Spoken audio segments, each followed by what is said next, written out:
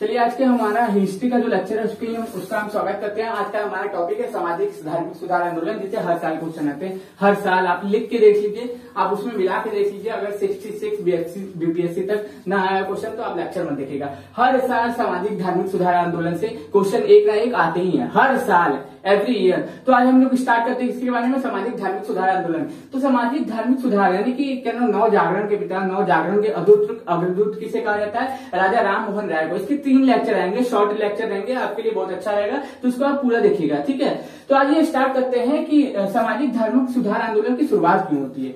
अब देखिए होता क्या है कि हम लोग जानते हैं कि क्या नाम है, प्राचीन काल से ही हमारे समाज में क्या हो रहा है कि निम्न वर्ग का शोषण होता आ रहा है, निम्न वर्ग का शोषण होता आ रहा है और समाजों को कई भागों में बांट दिया गया है। और जो नीचे जाति के लोग होते हैं यानी कि जो एकदम निम्न वर्ग के लोग होते हैं, उनसे क्या किया जाता है? दुर्व्यवहार किया जाता है। और समाज में कुछ ऐसी कुरीतियां थी जिनको खत्म करना भविष्य के साथ साथ इम्पोर्टेंट हो गया था। तो सबसे पहले सामाजिक धार्मिक सुधार के आंदोलन कहाँ होती है और क्यों होती है, और सबसे पहले धार्मिक सुधार आंदोलन की शुरुआत किसने की, आज उसके ऊपर हम लोग चर्चा करेंगे, ठीक है। तो सबसे पहले धार्मिक सुधार आंदोलन कहाँ शुरुआत होती है? समाजों में सुधार यानी कि वर्गों में सुधार और यहाँ के लोगों के तौर तरीकों में, उनकी संस्कृति में सुधार कहाँ से स्टार्ट होती है? तो कहाँ से स्टार्ट होती है? सबसे पहले बम्बई, कलकत्ता, मद्रास से होती है। क्यों?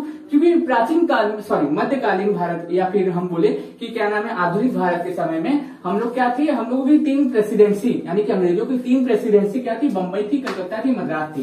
तो धार्मिक सुधार आंदोलन की शुरुआत सबसे पहले कौन करते हैं? राजा राम मोहन राय, जिनको बहुत नामों से जाना जाता है, बहुत सारी उपाधियां मिली है, तो आज उनके बारे में हम लोग पढ़ेंगे।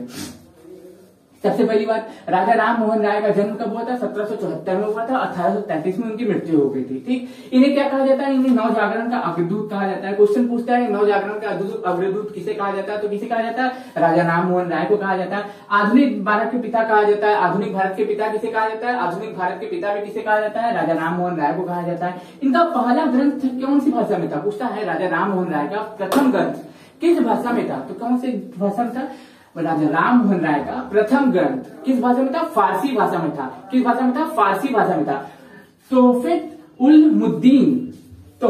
उल मुद्दीन इनका था फारसी भाषा में राजा राम मोहन राय का प्रथम ग्रंथ था। ये कई भाषाओं का जानकार थे, इसीलिए इन्हें क्या कहा जाता है ना, नव जागरण का अग्रदूत कहा जाता है। इन्हें कई भाषाओं का ज्ञान था, ठीक है। एक ईश्वरवाद पे विश्वास करते थे, बोलते थे सबका भगवान एक है, किसी का भगवान कोई अलग अलग नहीं है। कौन बोलता था? राजा राम मोहन राय बोलते थे। आत्मीय सभा की स्थापना किसने की है? राजा राम मोहन राय ने की, 1815 ईस्वी में की है।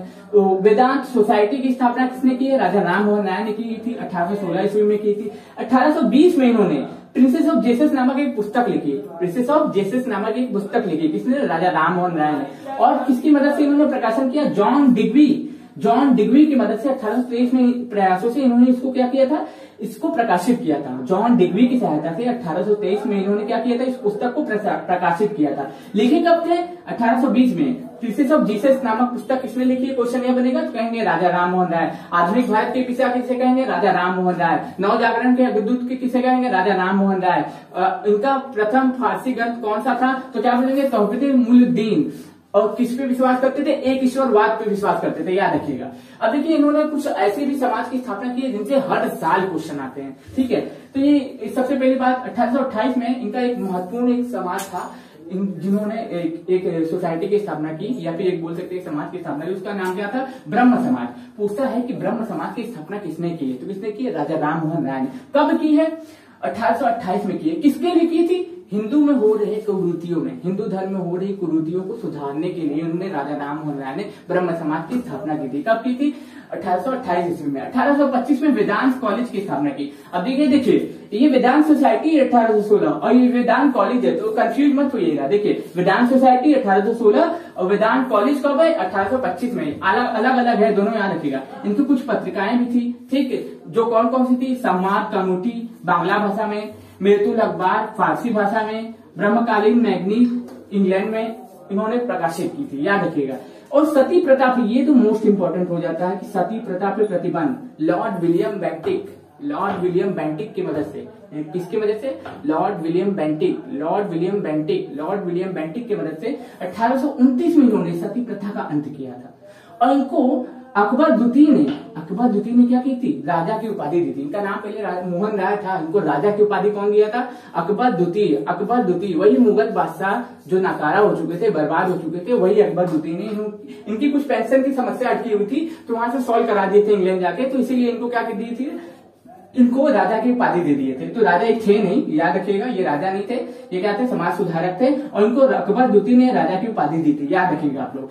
इनका प्रथम यही एक पहले ऐसे व्यक्ति थे जिन्होंने समुद्र को पार किया था। होता क्या था ना कि हमारे समाज में ऐसी कुरीतियां बन गई थी, ऐसा हम लोगों का मानना था कि समुद्र पार करने से उनका धर्म भ्रष्ट हो जाता है। तो उन कुरीतियों को तोड़ने के लिए, लोगों को आगे बढ़ाने के लिए, लोगों की क्या नाम है, जो मन में भावनाएं थी कि समुद्र पार करने से धर्म भ्रष्ट हो जाता है, ये हो जाता है, वो हो जाता है, उसको दूर करने के लिए प्रथम भारतीय थे जिन्होंने समुद्र पार कर कहा कि इंग्लैंड की यात्रा की थी। कहा कि इंग्लैंड की यात्रा की थी। 1833 में ब्रिस्टन इंग्लैंड में इनकी मृत्यु हो गई थी।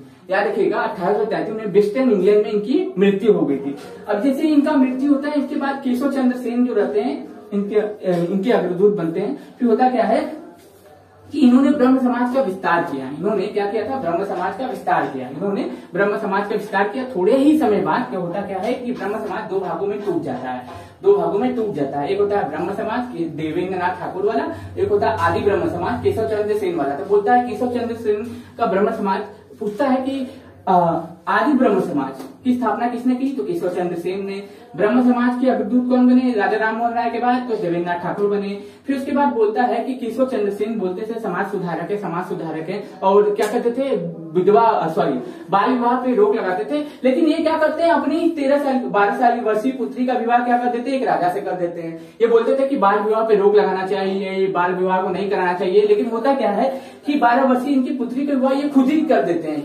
बोलते हैं कि बाल विवाह पे रोक लगाना चाहिए, बाल विवाह से अपराध होता है, बाल विवाह अच्छा नहीं है। और क्या करते हैं, अपनी ही पुत्री का विवाह क्या कर देते हैं, अपनी ही पुत्री का विवाह किससे कर देते हैं, एक राजा से कर देते हैं। तो क्या हो जाता है, इनका जो ब्रह्म समाज रहता है, आदि ब्रह्म समाज, वो समाप्ति के कगार चला जाता है। वो फिर क्या हो जाता है, वो फिर उसके बाद होता क्या है कि 12 वर्षीय पुत्री का विवाह करने के बाद ब्रह्म समाज का बढ़ जाता है, ब्रह्म समाज भी बढ़ जाता है कई हिस्सों में। फिर उसके बाद धीरे धीरे ब्रह्म समाज के बाद कई सारे जो धार्मिक समाज सुधारक आए, कई सारे लोग आए, कई लोगों की स्थापना की। तो हमारा मोस्ट इंपोर्टेंट यही हो जाता है। तो चलिए एक बार इसको रिवाइज करते हैं और आज का लेक्चर खत्म करते हैं। ये छोटा छोटा लेक्चर आपके लिए बहुत काम आएगा। सबसे पहली बात, राजा राम मोहन राय 1774 से 1833 तक उनका कार्यकाल।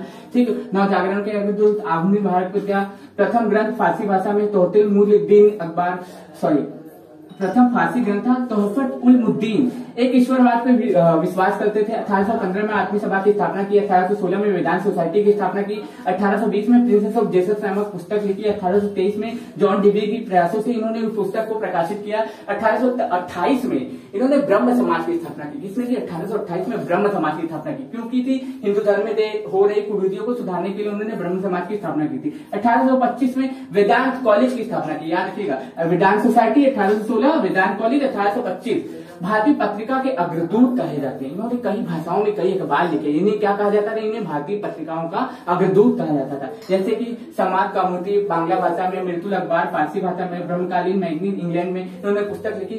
और 1829 में इन्होंने सती प्रथा का अंत किया। 1829 में इन्होंने सती प्रथा का अंत किया। किसके साथ, लॉर्ड विलियम बेंटिक के साथ मिलकर। ठीक, 1830 में इन्हें अकबर द्वितीय के द्वारा राजा की उपाधि दी गई। फिर उससे होता क्या, ब्रिस्टन चर्चिल में इनकी मृत्यु उड़ जाती है 1833 में। ठीक, समुद्र पार करने वाले प्रथम व्यक्ति भी यही थे।